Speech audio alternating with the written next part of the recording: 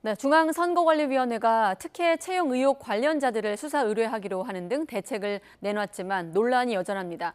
정치권은 국회 차원의 국정조사 논의에 본격 착수했고 국민권익위원회도 별도 조사 계획을 발표했습니다. 이런 가운데 더불어민주당은 국민의힘에 후쿠시마 원전 시찰단 청문회를 제안하며 오염수 공세 수위를 높여가고 있습니다. 국회로 가보겠습니다. 나혜인 기자. 네, 국회입니다. 네, 그러니까 여야 모두 이 선관위 자체 감사 결과 또 재발 방지 대책에 대해서 미진하다고 보고 있는 건데 그래서 국정조사 논의를 시작하는 겁니까? 네, 오늘 오전에 국민의힘 이양수 더불어민주당 송기현 원내수석 부대표가 국회에서 만나서 실무 논의를 진행을 했습니다. 두 원내수석은 국정조사 자체는 양당이 이미 합의한 만큼 앞으로 몇 차례 더 만나서 구체적인 조사 대상을 비롯한 세부 사안을 조율할 거라고 말했습니다. 여야 모두 헌법기관인 선관위의 신뢰를 회복하는 게 시급하다는 데는 동의하고 있습니다. 다만 선관위 관련 논란이 전국의 중심으로 떠오른 정치적 배경에 관해서는 시각차가 뚜렷합니다. 집중적으로 의혹을 제기해온 국민의힘은 지금 선관위가 야권에 편향돼 있다고 보는 반면 민주당은 여당이 이른바 선관위 때리기로 독립성을 해치지 않을까 경계하고 있습니다.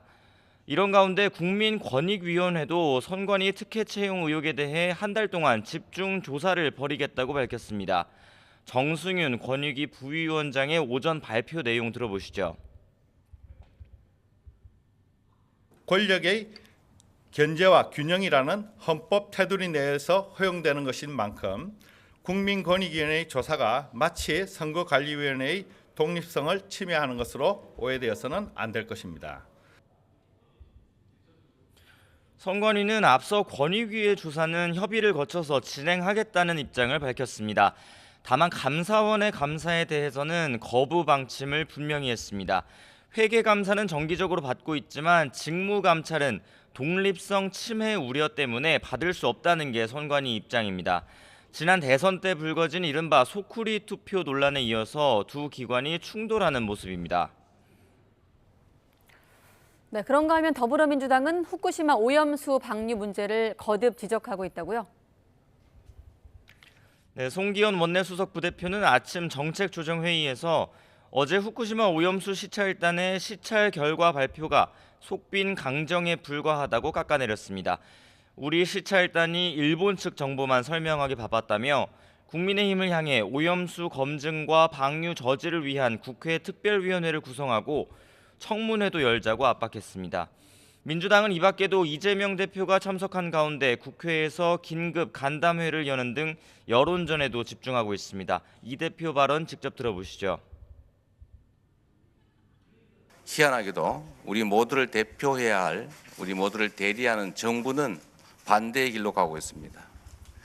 시찰단의 이름으로 해양 투기를 합리화시켜주고 들러리를 서고 있습니다.